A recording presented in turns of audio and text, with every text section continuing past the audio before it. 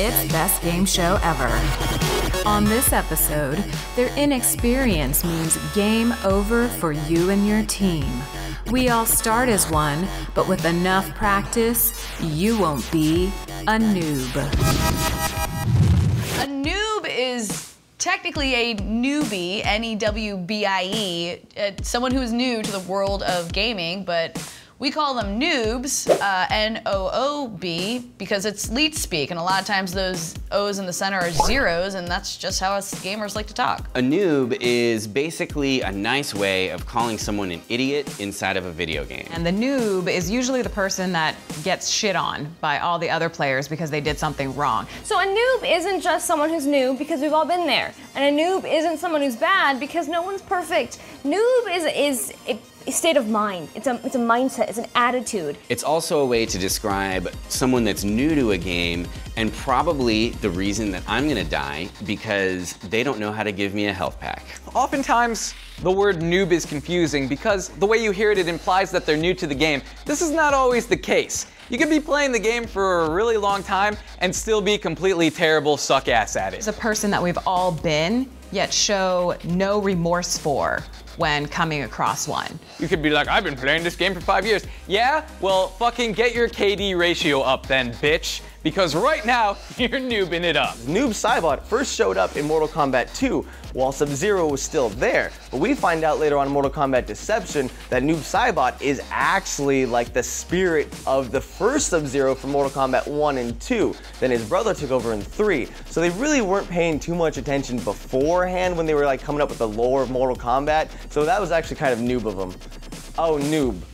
That's what you wanted. I've witnessed a lot of newbie events in my lifetime, and the worst thing about noobs is that it seems like they're always on your team. It never seems like the enemy team ever has any noobs. You always get them, and it's basically just another enemy, but this enemy can see everything you're doing and can junk it up from your side. The most noob thing that I've ever done was in Battlefield 2142. My team and I launch up onto the enemy Titan. We're going through the corridors. We get into the core of the ship, start placing bombs on the core, only to realize that I had led us onto our own ship.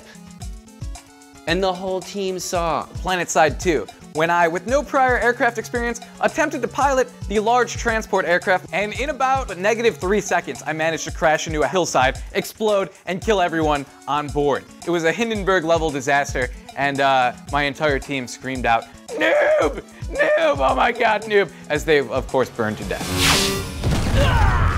Noob thing people do. Jump around a lot. I know jumping in Halo is great and you feel so free, but stop it because you're an easy target and you look ridiculous. So I never played a BioWare game before in my life, and I went into Mass Effect thinking that it was like Halo or Gears of War, and didn't develop any of the storyline because I thought it was just a normal shooter. So Rex died, I didn't get a Paragon or a Renegade storyline, and I didn't have any sexy fun time with any of the characters. I just completed the game and was like, oh, that was cool. When I play Halo Team Slayer, Red vs. Blue, I often forget which team I'm on, and then I spend half the game looking down at my own hands. Oh, I'm blue, okay, shoot red.